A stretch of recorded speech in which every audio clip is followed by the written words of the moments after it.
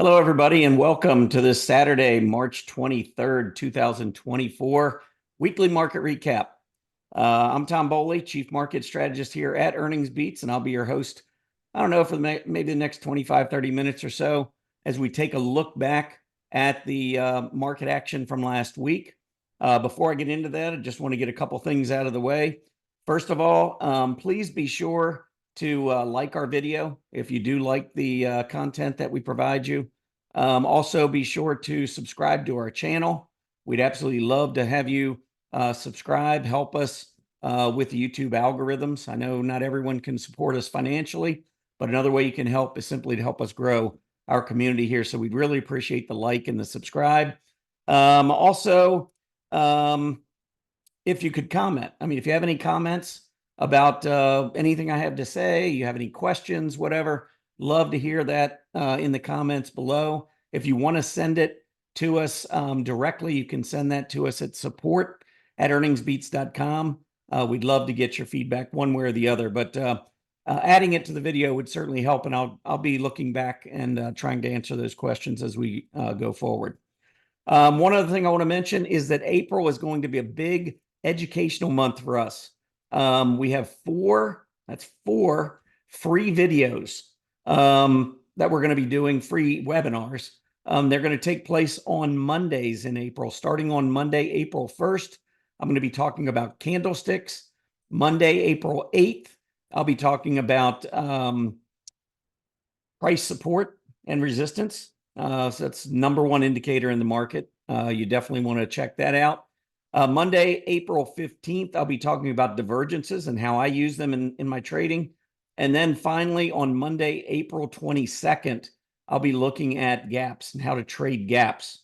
And then further down the road, we're actually going to have an all-day trading, live trading room, which we'll keep you posted on as we go throughout this series.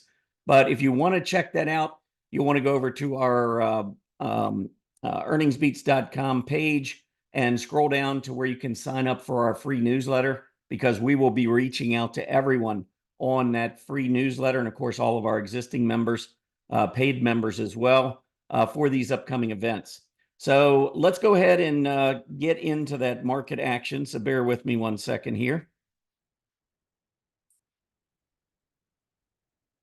All right. So if you want to sign up, or if you want to attend these free events that are coming up in April, when you go over to earningsbeats.com, simply scroll down. Just make sure you're subscribed to our newsletter.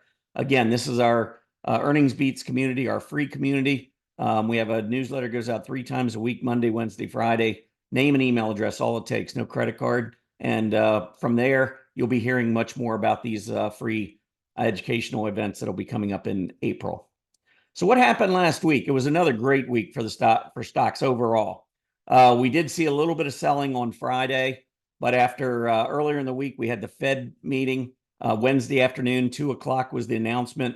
No change in rates, which everyone was expecting.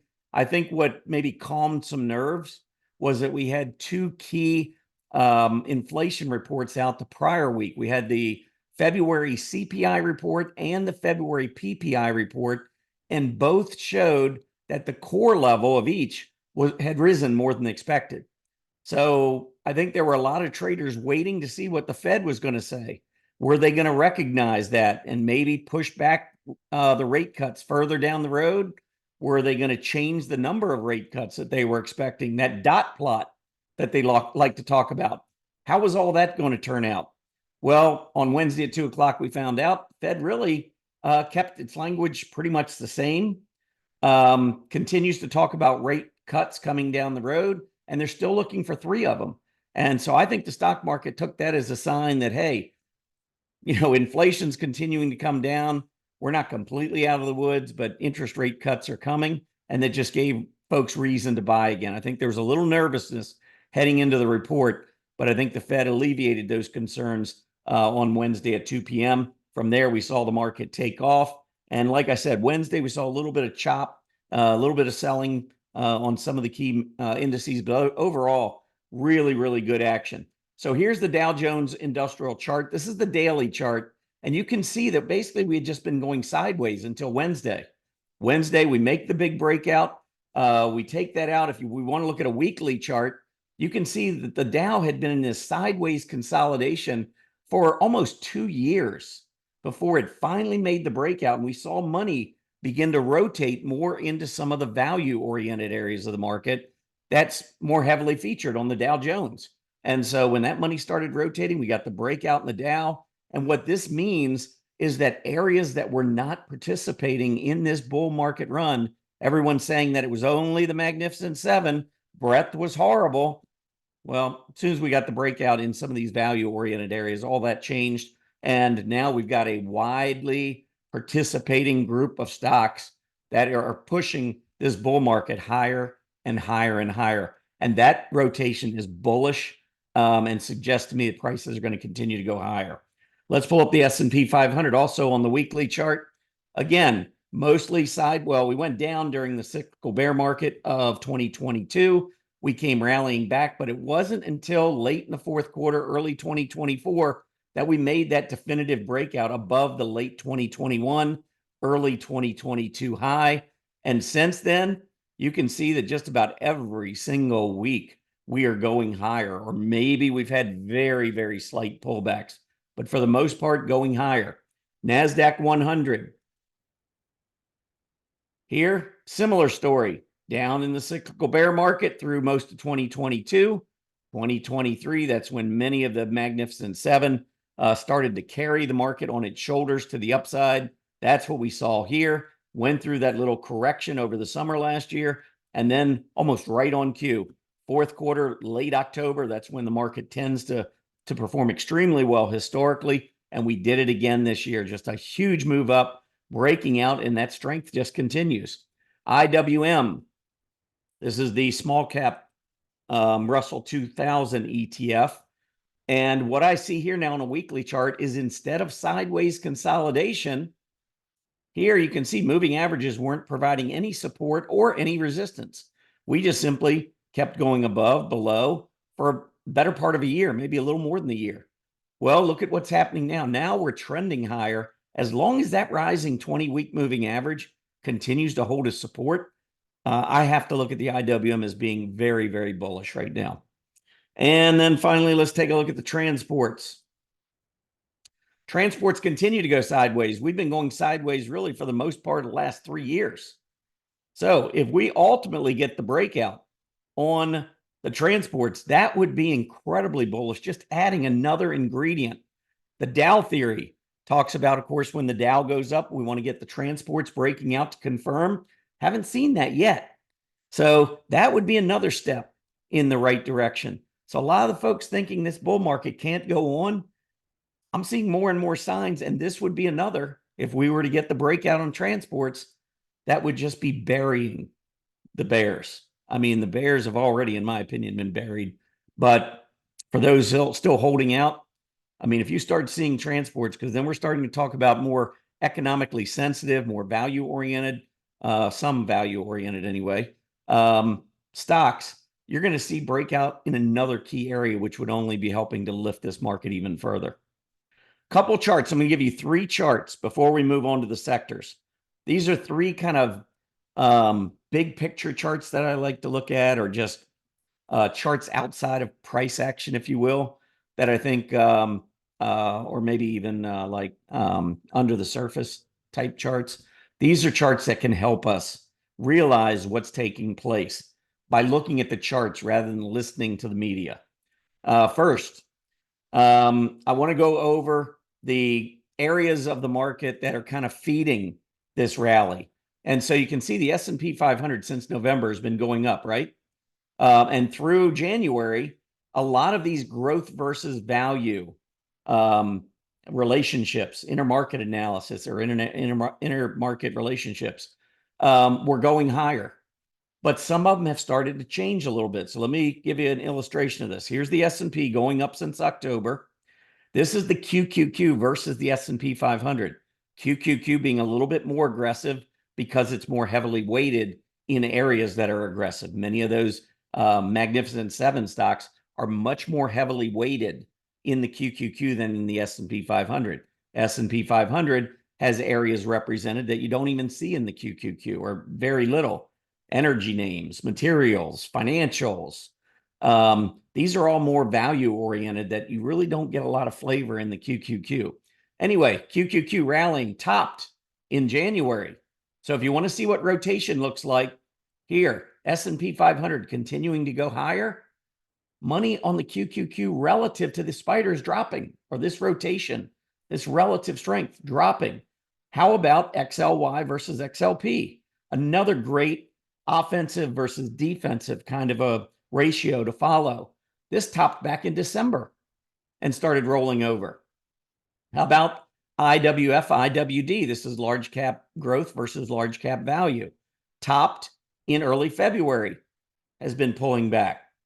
Large cap growth versus large cap value. This is the Dow Jones index, very similar to the IWF, IWD. You can see charts are very similar. Topped again early February. How about mid cap growth versus mid cap value? Topped. This one topped like in late February. And as we keep going higher, that one started to roll over. How about small cap growth versus small cap value? Double top occurring middle February, end of February, early March, and that's rolled back over. And then finally, transports versus utilities tops in early February and rolls over. Now, and again, I think I mentioned this last week, those who follow me closely know that these are what I call sustainability ratios. As the market goes up, when these go up, it means the market move to the upside can be sustained. But they're not going up. So that would mean the opposite, right? That should be bearish. Well, as I've explained, the problem is that we have other charts that are very, very bullish. Back in 2021, yes, this was kind of like the final straw. There were so many bearish signals piling up. And then as money started to rotate, that was it. Next thing, we got the breakdown in price in early January, and the cyclical bear market was off to the races. Much, much different environment now. I can't even, there are almost no similarities between now and the end of 2021. So I don't look at these ratios as being bearish. Instead, I'm looking at the fact that now we're getting the breadth. Everyone who's screaming breadth, lacking breadth, market can't go up. Now we're getting breadth. And what are they saying? Well, Magnificent Seven is not performing well. They're always going to have an excuse. Ignore it. We will see these ratios come back. But for now, money is rotating into value. If you're a short-term trader, note it. Because that's where you're probably going to find more of your better trades, probably for the next week or two, maybe even for another month or so. I wouldn't be surprised. As we go into May, I think you're going to see a lot of growth pick back up again, maybe in April. We'll see. We'll be monitoring it every week, every day. But right now, I think value is where it's at. Many of the financials, many of the industrials, those types of stocks have been leading us. The second chart I want you to make sure you note is the CPI.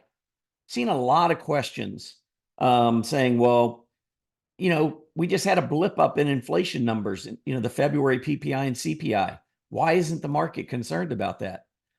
Well, number one, if the market believes it's temporary, they're just going to turn the other shoulder. But more importantly, even though it came in higher than expected, it came in lower than the prior year. So even though it was higher than expected, we're seeing the annual rate of inflation continue to drop. If you've looked at the core PPI, we're already down in that 2% range. If you look at the annual core rate of CPI, you'll notice that we're heading, and that's what I have up on this chart. This thing is unabated, going straight down. When we did this back in early 1980s, when inflation started coming under control, that unleashed one of the best bull markets, secular bull markets in our history, maybe the best. I don't know that it's going to do quite that because we didn't have such a horrible market in the 1970s. Well, we had a horrible market in the 1970s, and that hasn't really been the case over the last 10 or 11 years. We've been in a bull market with some cyclical bear markets along the way. But for the most part, prices have been going higher if you look at a long-term chart. So it's not the same situation, but anytime you have inflation coming back under control, it's going to be a good thing for stocks. And as you look at this line, this annual rate, it just keeps coming down, down, down, down, down. Very, very good for stocks. Last thing I want to point out, this was, as I mentioned back at the end of 2021, the biggest signal that told me we were in trouble going into 2022. It was the fact that our sentiment, the long term, this is a 253-day moving average of the equity only put call ratio. That's a 1 year moving average. It had gotten down to levels we had never seen before, meaning that everybody in the options world thought the market was just going to keep going up forever, and they were trading way more calls than they were puts. So they thought the stock market was an ATM machine, and all you had to do is just pull the trigger on a call and you make money, like going to Vegas and just pulling that one-armed bandit and then just catching all your money as it comes out. We know it doesn't work that way. It doesn't work that way in Vegas. Doesn't work that way in the stock market. We got too complacent, too bullish. And once this started to turn back up, we were in trouble.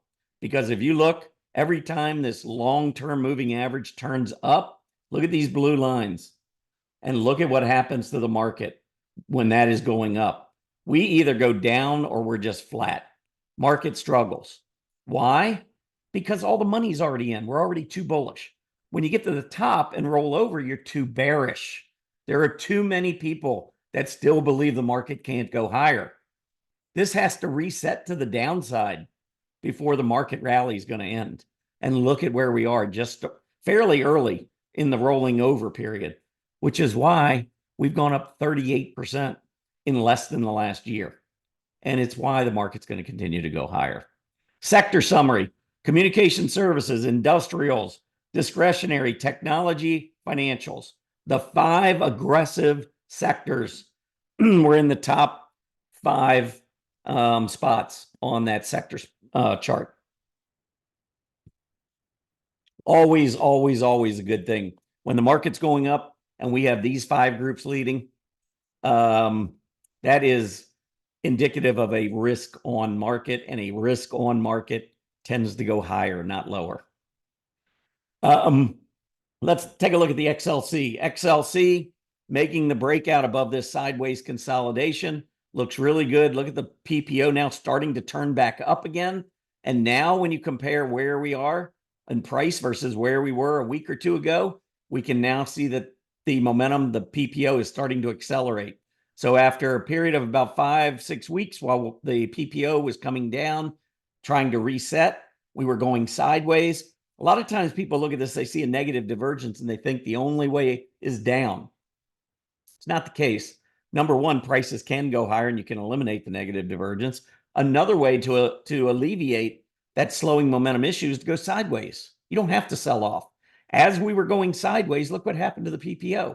We started moving back down, got very close to the 0 line. We were up to 2.5, close to 2.5. We got down probably to about 0.75. So very close to the center line and now starting to turn back up.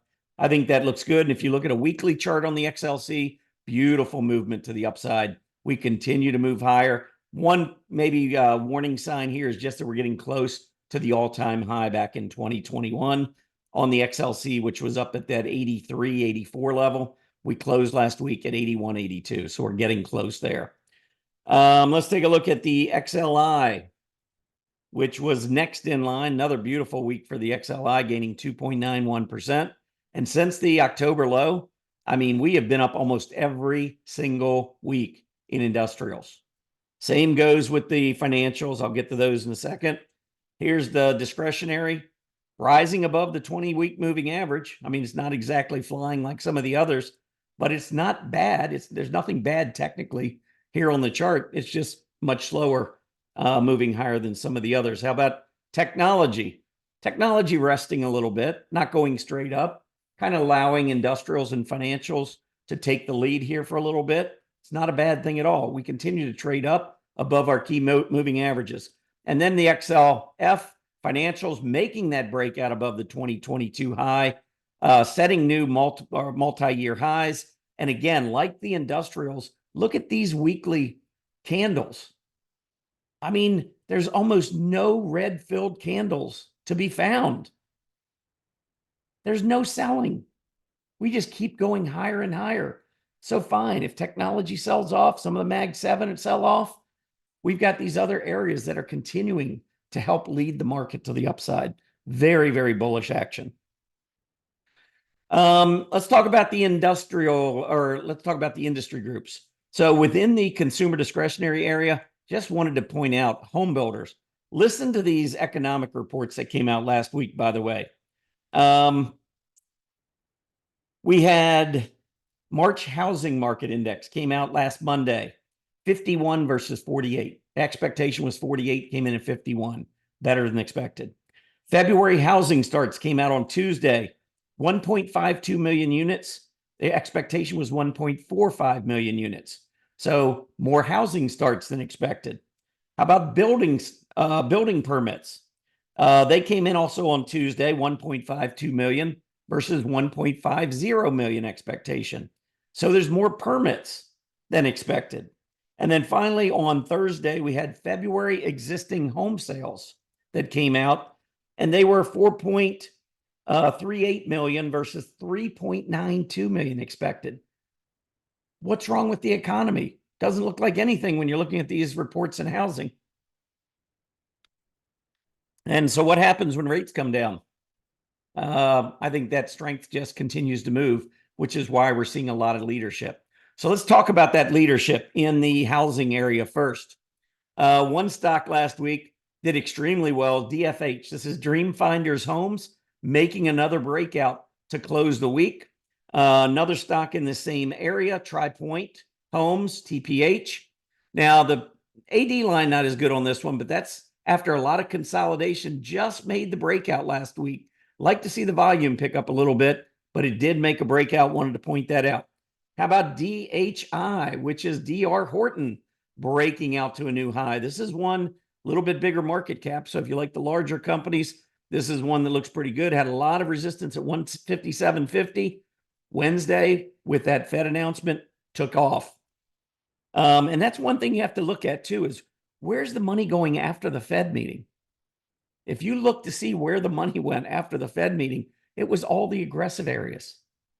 Market is loving what's going on right now. TMHC, Taylor Morrison. Another one made a breakout. Good news there. How about Lennar? Lennar, AD line looks much better. This one also making a new breakout. Next, how about the internet stocks? Let's go over here and take a look at the internet on this weekly chart. Guess what it did? It broke the all-time highs last week. So really, really good action on the internet stocks. And I'll give you a few stocks in that group that look pretty interesting. This one you probably not heard of before, many of you anyway. NAV, I think that's, or Next, excuse me. That's right, Nerd Wallet. Next NAV Inc. Ticker symbol NN. Look at the AD line just soar, and look at the breakout. For those of you who like small cap stocks, this is one that made a big breakout. I think you're probably going to see some support, price support, maybe around 550, 575 on a pullback. Ultimately, though, if you could get it on the 20-day moving average, that would be best entry. Next up is Google. So big breakout here. Now, we had a top with that shooting star candle, went down one day. That was it. Went back up, and now we're breaking above this neckline. And this neckline right here down to the inverse head is from 149 to 130. That's $19. You get a breakout at 149, measurement 168, 149 plus 19. So 168 is your measurement on Alphabet or Google. And I would not be surprised later, further down the road, to at least get to this initial measurement. I believe it's going to go higher than that, but that's your initial measurement off this pattern. How about the industrial suppliers? DJUSDS, very strong week, gaining more than 5%, just continuing to add on to what it's already been doing for the last 5 months or so. How about some individual stocks there? Well, let's take a look at ATMU. AD line soaring. Look at the price action. Look at the volume coming into the stock. Now, chasing after this certainly is a little bit riskier in the near term. I prefer this. If this stock were to get back down close to 27, it would look like a great entry to me. Next up, how about SITE, SITE? AD line's been strengthening, made a breakout on Thursday. We held it on Friday. Wouldn't be surprised to see some higher action here. How about GTX? GTX, beautiful AD line. Look at this, almost like a cup and handle, and then just making the breakout late last week with volume accelerating. This pattern, by the way, it's not a great cup because I like to see pretty even. This one, don't tip it over because you might lose some liquid out of your cup there. But anyway, this cup, if you go from the top, which is close to $10, or let's say $9.90, down to $8.10, that's $1.80. Add that to $9.90, and you come up with $11.70. That's a nice move from Friday's close at $9.91. GTX looks interesting. How about Fastenal, FAST? Again, a great AD line. Look at this price action. Anytime you get back down close to that 20-day moving average, that's when I would consider to pull the trigger. Remember, that AD line's strong. So if you go down on an intraday basis, maybe in the morning and touch that AD or that rising 20-day EMA, that might be a great point for entry on Fastenal. Not going to go into any other stocks, but I will say a couple of other areas that did well last week that I think are worth keeping an eye on here. How about the travel and tourism group? Look at this group. We actually came up, kind of got to this point where we were threatening the 2021 highs, pulled back, and then we made the breakout, continue going higher. I can tell you Airbnb looks pretty interesting to me. A couple of others, maybe Booking Holdings. That one looks interesting. And maybe one, I'll give you a smaller company that you may or may not be familiar with. Make My Trip. AD line is superb. Stock's been great. Again, watch for a pullback to that 20-day moving average. The last group, semiconductors. I don't feel like we can have one of these discussions without talking about semiconductors. So where are they right now on their weekly chart? Well, they're just accelerating. They just don't want to take a break. Keep moving higher. Volume's been astronomical. PPO continues to point straight up. We were up over or close to 17,000. We came all the way back down below 15,000 in 2 weeks, and now we're right back up over 16,000. Got buyers just sitting and waiting to move into the semiconductors. You know all about NVIDIA. You know all about maybe Applied Materials, AMD, some of the others that have done well. But do you know about INFN? Look at the AD line soaring last week as we come back up close to a breakout at 650. Watch that in the week ahead, or excuse me, 550. So for those of you who like smaller stocks, I find them to be much more aggressive, much riskier. But if you like them, breakout above 550 would be very bullish. Maybe off of this little cup, maybe we get up, fail at 550, pull back on the handle. Rising 20-day moving average would be very interesting there. Micron came out with a big earnings report last week. There's your big gap up there. Breaking out. Micron looks pretty good, but I think maybe we'll get a little bit more selling here in the near term. Let's see. What else do we have? I would just say, well, let me go over a couple of stocks, key earnings reports, and we'll wrap this thing up. So first, we had, I want all of these stocks, by the way, every one I show you, all had earnings that blew away estimates. But look and see the difference in the way they reacted in terms of gap ups versus gap downs, and how some of them took off and others seemed to collapse. And they all had great numbers on the earnings front. But check this out. PDD, this is PDD Holdings. Big gap up with earnings, 240 versus $1.59 were their earnings last week when they reported. Big gap up. And then we saw selling from that opening bell. Remember, everybody wants in on this big report. What are market makers doing? They're on the other side. They're selling. That's why we get gap fills a lot of times. That's going to be something I talk about quite a bit in that one free educational event coming up when I do the fourth one, which is trading gaps. But PDD fell back below moving averages. Probably, I mean, it could go all the way back down to the 110 level. I don't know. Micron, 42 cents in earnings. Market was expecting a loss of 27 cents.